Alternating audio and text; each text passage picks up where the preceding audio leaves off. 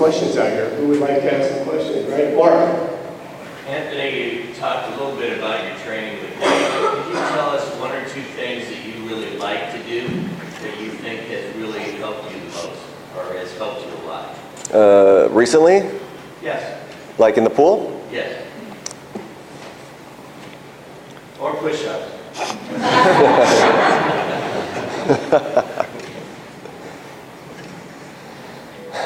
Maybe something with Nick Volker. Yeah, I'd say there is a really strong, I'd say synchronicity between what we do in strength conditioning and what we do in the water. So like Nick Volker, a strength coach, and Dave Durden, like they're very much on the same page as far as what is expected. You know, like we always swim after weights, so it's thoughtful about, it's like if we have to do like kind of like a kick set, you know, how that's being affected by if we're doing legs before then, you know. So I just think it matches up really well without creating expectations that can't be met. But I think the one thing I really like, something that is a personal favorite thing of mine to do, are anaerobic thresholds, which have to do with, you know, like we'll burn the legs, we'll do some swim, like distance per stroke, but with, you know, expected to go kind of fast, into like no breath work.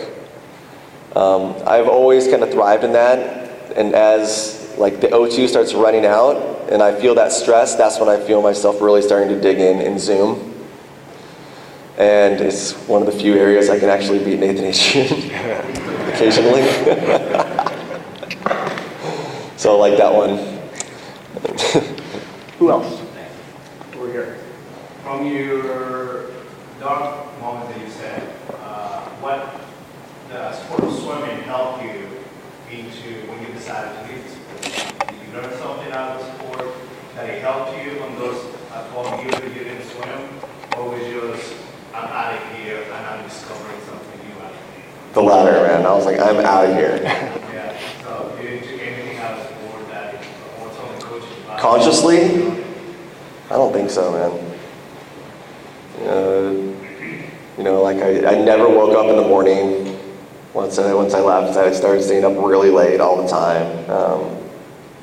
You know, I wouldn't get jobs that didn't start until at least the afternoon.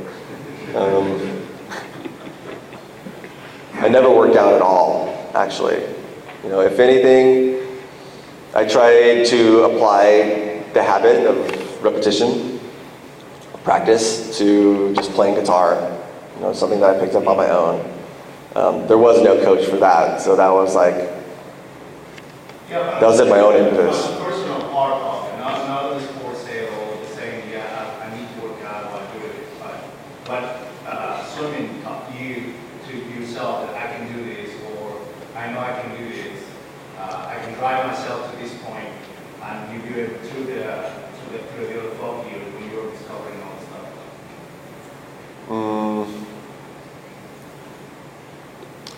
I'm not sure if I'm completely in the party that believes that sport inspires like motivation. I think motivation comes to people whether or not they do sports. I don't think the sport builds that. I think it can make use of that and create good swimmers just because of it. But I don't think that sports creates motivation in somebody without it. Okay. Brian? Yeah, Anthony, first of all, I just want to thank you. I think this is incredibly honest, thoughtful, and insightful in the way that you answer those questions, so I appreciate your transparency and what you shared. My question is, following up on Mark's, I really like that set that you described. So when you talk about the no breath, the no breath work, can you be specific and potentially what it might be? What are we talking about, 8 25s on 25 seconds, race no breath? Give me an idea. No. All right, let's say it'd be something like this, okay?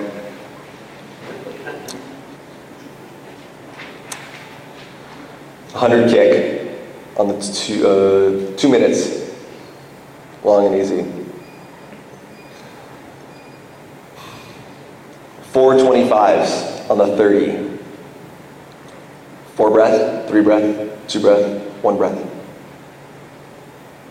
A 50 kick, strong. 25, fewest strokes you can take. Another 50 kick, fast.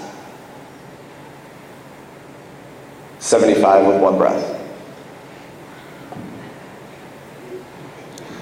I think a lot of it, like that, with that kind of set, a lot of it revolves around just thrashing the legs to like wear you out and get the heart rate high.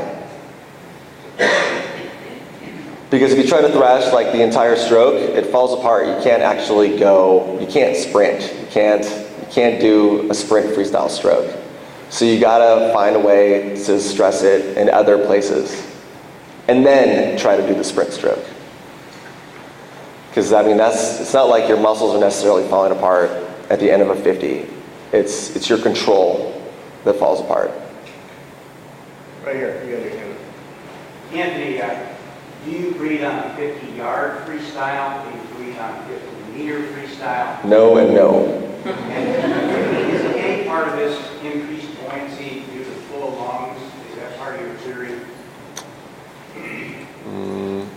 Just takes time to take a breath. Yeah, you know, I mean,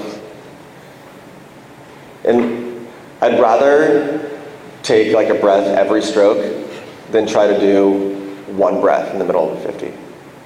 It just ruins my rhythm. Way back, there was a path. Yeah, I don't know if there's a specific roadmap or whatever, but obviously a lot of us work with young people, and if we have somebody that's thinking about taking a step back or away from the sport, you know, say high school age, for you, do you think there could have been a coach or somebody that could have been, you know, had a roadmap to keep in it, and then maybe what advice would you give a teenager that is thinking about taking a step away? And as a coach, like, do we need to just completely remove swimming from the equation and just say, hey, I'm going to be here for you no matter what? Or is there a way to, you know, keep swimming in the equation?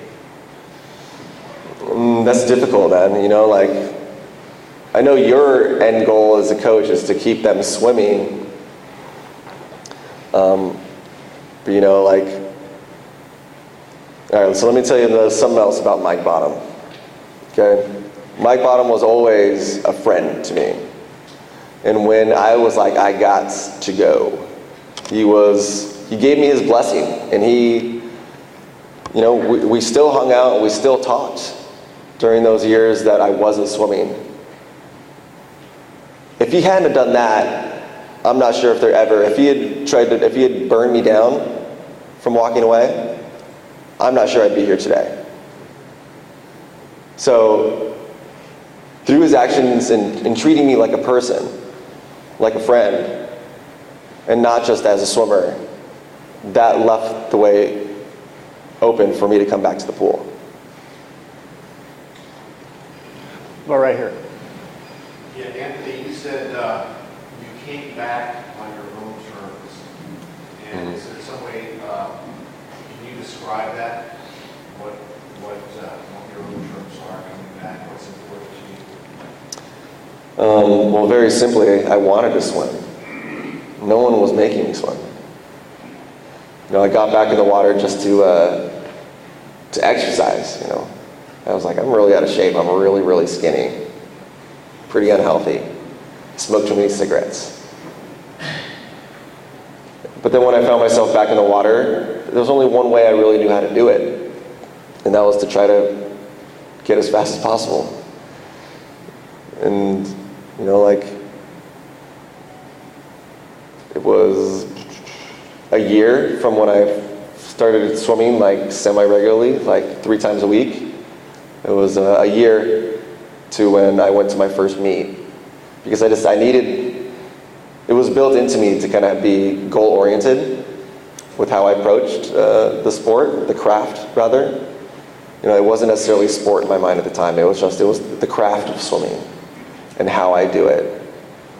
You know, it's just, from a very young age, the competitive element and the pursuit of excellence was just embedded in me. So I really didn't know any other way to do it. But more specific to your question, my own terms is just that I wanted to do it. No one asked me to. That's great. Right here.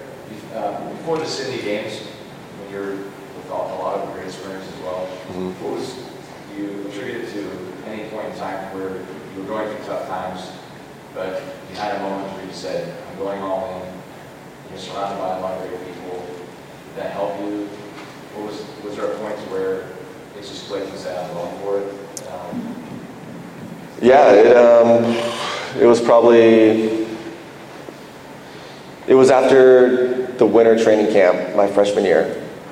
So like January of 2000. You know, just that environment, I really felt like I was part of the team and like I was like, I really like these guys. You know, because, you know, going into college, I didn't think I was gonna swim for more than a year. I was like, I had barely been clinging by my fingertips through high school. It was always just like, just keep doing it until you get to college. Just keep going until you get to college. And then I was like, all right, I made it to college. Now can I stop? And that first semester, you know, things looked bleak. You know, they kept threatening to kick me off the team because I was missing practices all over the place. But then we went to training camp, and missing practice wasn't an option there. I had nothing else to do, nowhere else to go. And I had a roommate who, it was his job to wake me up and get me to practice. But I emerged from that and like I felt like I was part of a team. And when dual meet season started, then it just started snowballing. Because, you know, like my very first meet out of there is when I cracked 20 for the first time in the 50. And, you know, I went to NC2As and won the 50 and the 100. It was short course meters, and it was a world record at the time. You know, I was like, what's going on? You know, so it was only at that time where I was like, maybe I can actually get to the Olympics. And when Mike Bottom, he put together a group of guys to go train in Phoenix with Gary Hall Jr. It was a lot of international sprinters. You know, he asked me to go. I was like, yeah. This lady right here. You stated you had a lot of experience working with some phenomenal coaches. Do you see yourself coaching in the future? And if not, what is on deck for you going forward with respect to swimming? I don't, because I've been a coach. Like I was coaching before I started swimming again. You know, I helped start a team in New York, and then I was working with the developmental group in Oakland, in downtown Oakland. So I've been a coach, and I feel like my limits as an educator are not satisfactory to me for actually wanting to go into it. So I don't think I'm going to be a coach ultimately. Not an on-deck coach. You know, I don't think I'm going to take groups of kids, whether they be real kids or like college kids, and try to turn them into something, you know, 4 years later. I don't see it. I mean, I don't know. I'm just trying to get to Rio at this point. Now all bets are off until then. Try not to think too hard about it. I don't want to start steering in that direction quite yet. Go ahead. Yeah, I was just going to kind of direct something to that. I know how much you love teaching and working with the kids, and want to know just that environment was one of the reasons that brought you back into the competitive side. Oh, absolutely. I've talked about this before in other places, but I had forgotten so much about like the early days of swimming. You know, it's like when I left swimming, all I knew was like how much it controlled me and how much I just needed to flee that control. And I completely lost that along the way, at the very beginning, there was this love of the water. Just this sense of play that I had when I, would be in there just spinning. Maybe, I think it began in a large way, that sense of play. Like the first time I went to the Monterey Bay Aquarium with my family for a little family vacation and saw the sea otters for the first time, and they were just so nimble in the way they flow through the water, and it's just, they literally looks like they're playing. They're not trying to necessarily go anywhere. And when I started teaching kids to swim, and this isn't coaching, this is teaching, it's very different. In the very beginning, there's a lot that it's just like terror. It's just like absolute fear. Like they think that this thing is going to swallow them, that they're trying to get into. But by the end of a season, more often than not, I'm fishing those kids off the bottom because they're just playing. And I'm like, come on, let's do some, this is called breaststroke, it's important. They want to have none of it. They just want to grab rings off the bottom. They just want to play. So I had totally forgotten that was a part of my history as well. And so when I saw the kids doing it, it brought that back for me. And yes, ultimately, that brought me back into the water for myself. Okay. I think we have time for one more question, all the way in the back. Dave Marsh talked about putting on an American suit and how he saw that inspire swimmers who were talented in the Olympics to really expect to medal and expect to be among the world's very, very best. How much did that inspire you, not making the team, but being on that team, putting on the suit? How much did that make you tingle and swim faster?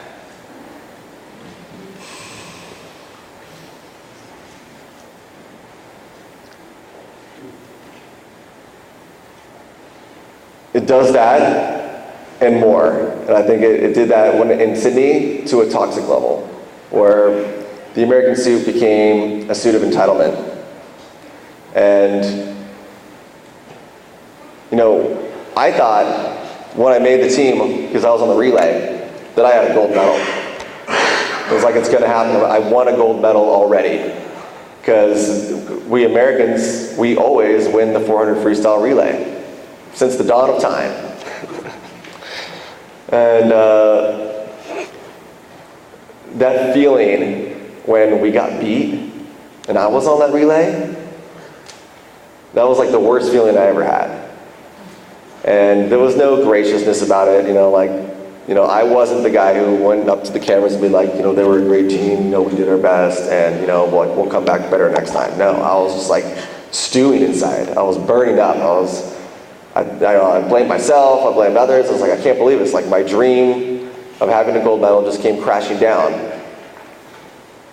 But that was just American entitlement.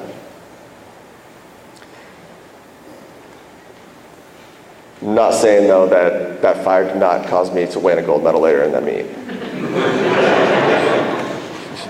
All right, thank you.